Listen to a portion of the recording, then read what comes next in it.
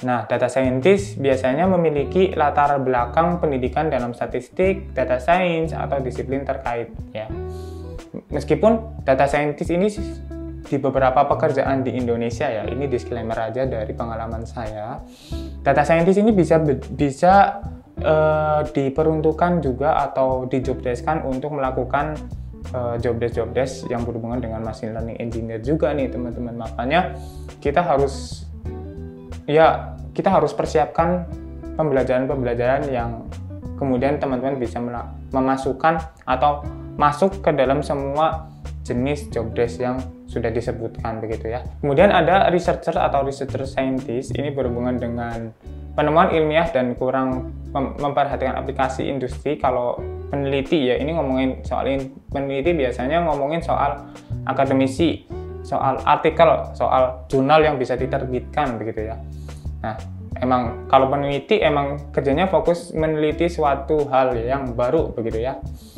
Nah, kemudian ada applied research scientist atau peneliti terapan.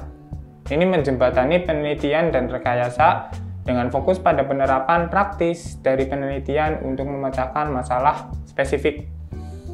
Nah, ini bisa juga diimplementasikan di bidang AI ya.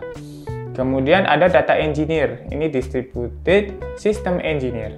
Ini biasanya ngomongin soal data. Kalau ngomongin soal data, pastikan data kalau datanya itu udah besar banget, itu perlu disimpan di suatu database ya. Nah, data engineer ini biasanya ngomongin soal database, terus bagaimana cara kita bisa mengambil data tersebut, menggabungkan data tersebut, kemudian bisa berkolaborasi juga dengan machine learning engineer dan data scientist, karena data scientist kan butuh datanya kan. Nah, sebenarnya ada satu job desk juga yang populer yang berhubungan dengan data scientist, data engineer, dan AI ya, yaitu data analis. Nah, data analis ini secara spesifik sebenarnya job desk-nya itu untuk menganalisa data yang dimiliki oleh perusahaan untuk kemudian bisa ditemukan suatu insight-insight atau laporan-laporan yang bisa menguntungkan perusahaan dalam mengambil keputusan yang spesifik atau signifikan bisa berdampak oleh perusahaan. Itu disclaimer untuk beberapa pekerjaan yang bisa teman-teman kejar nanti kalau teman-teman lulus di program ini ya gitu. Nah, beberapa hal yang biasa dicari oleh perusahaan ini, yang pertama kalau ngomongin soal SDM AI itu mathematical aptitude. Nah, ini ngomongin soal kecakapan dalam matematika ya. Ini biasanya ngomongin soal bagaimana cara kita bisa memahami proses matematika dalam algoritma sih. Nah, kemudian kedua curiosity. Ini ngomongin soal rasa ingin tahu ya. Jadi semakin besar teman-teman ingin tahu pada sesuatu, itu adalah keunggulan atau privilege teman-teman dalam menekuni di bidang data science ya.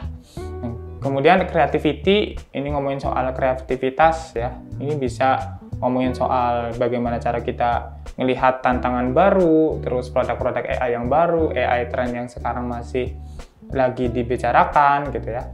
Kemudian yang keempat ada perseverance. Ini ngomongin soal ketekunan, bagaimana cara teman-teman punya grit atau punya keinginan yang tinggi meskipun gagal berkali-kali. Kemudian ada rapid learning. Rapid learning ini berhubungan dengan kemampuan belajar yang cepat, mengikuti perkembangan terbaru, ya khususnya di bidang AI, karena AI itu sangat cepat banget ya perkembangan baru. Kalau saya disclaimer sebagai AI engineer itu biasanya kalau saya belajar satu, perasaan saya baru belajar satu. Oh, ternyata ada teknologi baru lagi nih yang harus saya pelajari begitu. Nah, kemudian ada passion for your problem. Ini memiliki hasrat terhadap masalah yang dihadapi dalam industri tertentu sangat penting ya.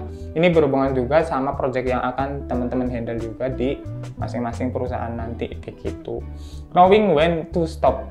Ini ngomongin soal kemampuan untuk mengenali kapan model sudah cukup baik ya. Ini ngomongin soal bagaimana cara kita bisa melihat model yang kita buat itu sudah baik secara akurasi, terus secara kebutuhan perusahaan, kemudian secara knowledge dari bisnisnya, begitu ya.